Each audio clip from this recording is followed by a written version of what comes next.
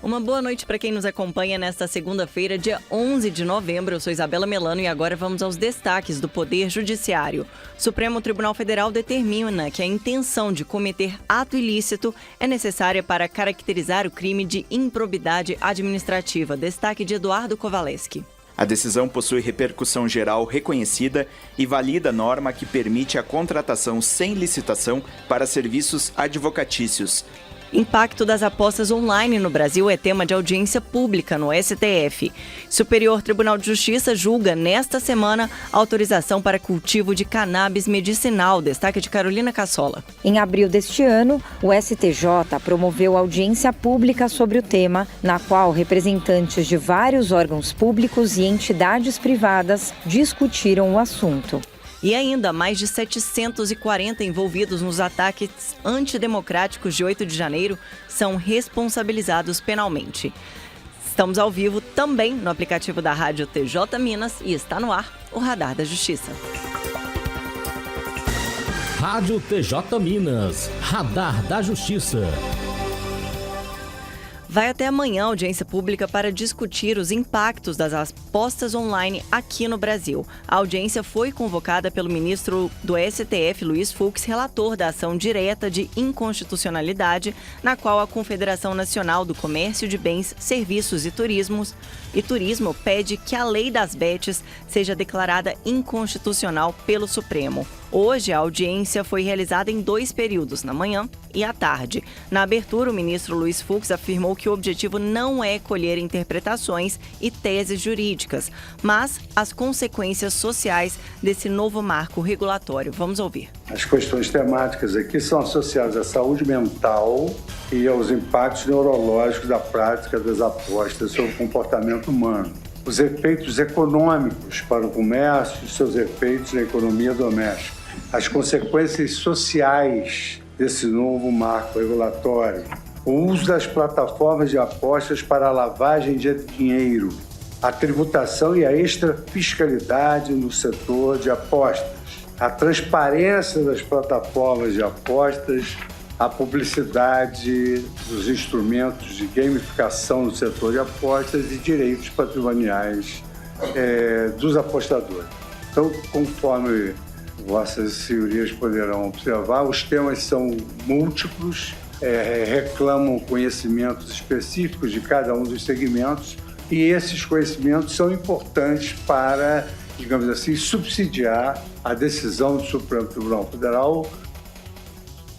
A ministra dos Direitos Humanos e da Cidadania, Macaé Evaristo, que participou do evento, observou que o tema do vício em jogos não é novo e ressaltou ainda a facilidade de acesso aos jogos online. Vamos ouvir. No caso dos jogos online, a situação é distinta pela facilidade de acesso. Pode-se afirmar que com as chamadas bets, estamos permitindo a instalação de um cassino no bolso de cada brasileiro. As dificuldades de nosso país ainda em desenvolvimento, muitas vezes a falta de perspectiva econômica, acaba sendo um terreno fértil para a aposta desesperada e triste nos jogos. O ministro da Advocacia Geral da União, Jorge Messias, tratou da importância de pluralizar o debate sobre as consequências das bets e estima-se ainda que 40% dos apostadores pertencem às classes D e E. Além disso, as bets, segundo ele, afetam o orçamento familiar, já que grande parte é destinada às apostas. E seguimos com o STF. STF decidiu que a intenção de cometer ato ilícito é requisito para configurar a improbidade administrativa. Os detalhes com o repórter Eduardo Kovaleski. O Supremo Tribunal Federal determinou que a ação intencional é requisito para configurar improbidade administrativa. A decisão possui repercussão geral reconhecida e valida a norma que permite a contratação sem licitação para serviços advocatícios. Como consequência, foi declarada inconstitucional a modalidade culposa, não intencional, de ato de improbidade. A decisão foi tomada na sessão virtual em 25 de outubro. A maioria do Supremo seguiu o voto do relator, ministro Dias Toffoli, por 6-4. Toffoli explicou que a improbidade é um ato em que o agente viola o dever de agir com honestidade e a noção de desonestidade, conectada à deslealdade e à má-fé, está estreitamente relacionada com o dolo. Agir com negligência, imprudência ou imperícia pode caracterizar ilícito administrativo e resultar em punições, mas, a seu ver, não caracteriza a desonestidade e o dolo necessário. O caso concreto começou com uma ação civil pública ajuizada pelo Ministério Público de São Paulo contra um escritório de advogados contratado sem licitação pela Prefeitura de Itatiba. A primeira instância e o Tribunal de Justiça de São Paulo decidiram pela legalidade. O entendimento foi alterado no STJ, que determinou a aplicação de multa. O STF definiu que é possível que entes públicos contratem serviços advocatícios sem licitação, desde que a prestação do serviço pelo poder público seja inadequada e o preço do serviço contratado seja compatível com a responsabilidade profissional e o valor de mercado. Da agência Rádio Web, Eduardo Kovaleski. No próximo bloco, o STJ marca data para o julgamento sobre o cultivo de cannabis medicinal no Brasil. E ainda, a STF já responsabilizou penalmente mais de 740 envolvidos nos ataques antidemocráticos de 8 de janeiro. Daqui a pouquinho, depois do intervalo. Radar da Justiça. O Supremo Tribunal Federal já condenou 265 pessoas e validou acordos com mais de 470 acusados pelos atos antidemocráticos de 8 de janeiro de 2023, totalizando 741 acusados com a situação jurídica definida e devidamente responsabilizados penalmente. Até o dia 18 de novembro, mais 15 pessoas vão ser julgadas pelos crimes mais leves após recusarem firmar acordos. Foram 223 condenações pelos crimes mais graves, ou seja, contra quem participou da depredação do patrimônio, e 3 absolvições nesses casos. E mais 42 condenações por crimes mais leves, dos quais foram acusadas pessoas que estavam em frente aos quartéis, incitando o golpe de Estado. E o STJ marcou para esta semana o julgamento sobre autorização para cultivo de cannabis medicinal aqui no Brasil. As informações com a repórter Carolina Cassola. A primeira sessão do Superior Tribunal de Justiça pautou para a próxima quarta-feira, 13 de novembro, o julgamento sobre a possibilidade de autorização para importação de sementes e cultivo de cannabis sativa com baixo teor da substância tetrahidrocannabinol, THC. Ela é destinada à produção de medicamentos e outros subprodutos com fins exclusivamente medicinais, farmacêuticos ou industriais. A sessão de julgamento terá início às 14h, com transmissão ao vivo pelo canal do STJ no YouTube. O tema é objeto do incidente de assunção de competência 16, instaurado em 7 de março de 2023, na primeira sessão, que tem como relatora a ministra Regina Helena Costa. Até a solução da controvérsia, o colegiado determinou a suspensão da tramitação de todos os processos semelhantes no país. Em abril deste ano, o STJ promoveu audiência pública sobre o tema, na qual representantes de vários órgãos públicos e entidades privadas discutiram o assunto. Da agência Rádio Web, Carolina Cassola.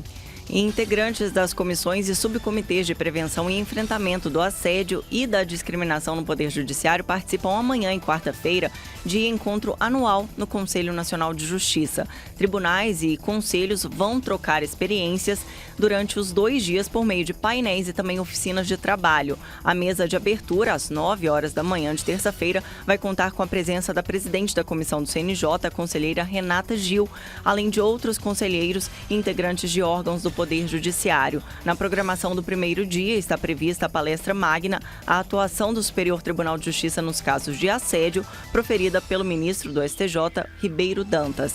O dia seguinte do encontro vai ser dedicado à realização de 5 oficinas para aprofundar experiências em gestão humanizada, conhecer boas práticas e metodologias ativas para capacitação e também planejamento de campanhas. Todo o evento vai ser transmitido pelo canal do CNJ no YouTube. Agora vamos para um breve intervalo e a seguir um giro pelos tribunais brasileiros. Radar da Justiça. Vamos agora saber o que é notícia nas cortes do Brasil. Projeto de computação evolutiva torna mais ágeis auditorias no Tribunal de Justiça de Goiás. Mércia Lívia. Um projeto desenvolvido pelo Tribunal de Justiça de Goiás, desenvolvido com algoritmos de computação evolutiva, torna mais ágil a gestão, o controle de produtividade das equipes e o mapeamento dos fluxos processuais das auditorias. A ideia do projeto surgiu a partir da Resolução CNJ, que determinou a elaboração de planos de auditoria e estabeleceu algumas variáveis a serem observadas pelas cortes, como a materialidade, a relevância, a criticidade e os riscos. Justiça do Piauí concede primeiras medidas protetivas solicitadas via WhatsApp. Destaque de Cid Marcos. O Tribunal de Justiça do Estado do Piauí concedeu as primeiras medidas protetivas de urgência solicitadas por meio do Júlia Sentinela, novo módulo da inteligência artificial do Poder Judiciário do Piauí, que permite às vítimas de violência doméstica e familiar a solicitação de medidas protetivas diretamente através do WhatsApp. Essa inovação obedece à Lei Maria da Penha, que prevê que a vítima pode se dirigir diretamente à vara competente sem necessidade de comparecer à delegacia ou ser representada por advogado. Projeto premiado da Justiça de Mato Grosso orienta gestantes que buscam a entrega voluntária. Lígia de Matos. A semana de conscientização do programa Entrega Legal de Cuiabá conquistou o primeiro lugar em premiação de direitos humanos. Mais de 540 trabalhos de todo o país foram inscritos. O projeto teve como objetivo divulgar a campanha permanente Entrega Legal para profissionais de saúde do município de Cuiabá, falando da importância de orientar gestantes que desejam entregar os bebês para adoção de forma segura e legal.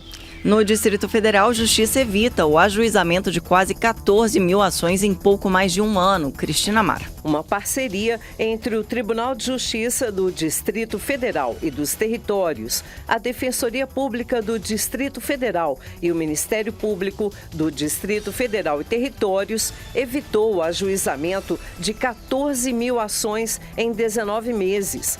A iniciativa, chamada Espaço Conciliar, foi inaugurada em abril de 2023. Expandiu e aprimorou o serviço de solução consensual de conflitos ao filtrar demandas pré-processuais e evitar a necessidade de abertura de processos. O Radar da Justiça de hoje fica por aqui. Você pode rever este programa no canal da TV TJ Minas no YouTube. Uma ótima noite e até amanhã.